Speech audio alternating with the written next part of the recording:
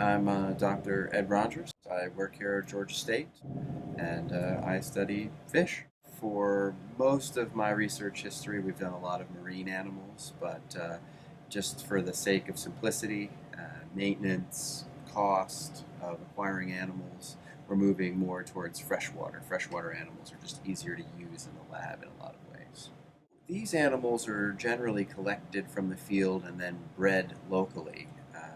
And so the acquisition costs of getting them are much cheaper than having to go out to California, dive, catch the animals, bring them back, and then there's differences in costs of keeping them alive and happy in the lab. We did a lot initially. A lot of my graduate work was done on the marine goby. So what we would do is look at how its hormone profiles changed over the course of its life history. Now, they have a very unique life history in the fact that they begin their life essentially as a female, a functionally reproducing female that lays eggs. But given a changing social environment, if they become the dominant individual, they can change sex to male.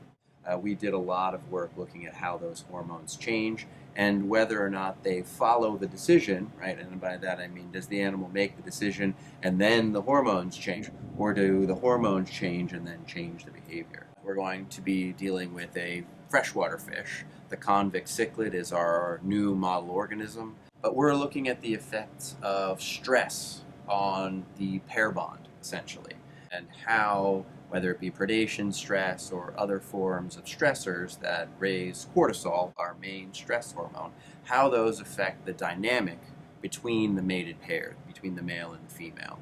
Do fish feel pain? They probably don't have a cognitive representation the way that we do of suffering, for example. They have a different system, right? It tends to be called nociception. In fishes, it's a different set of neural fibers and receptors. So, do they feel pain? In one way, it's hard to know. Will they avoid things that hurt them? Yes. Will they behave in such a way as to minimize injury to themselves? Yes. But you can go much further down the line of complexity and still find animals that will essentially avoid things that are bad for them.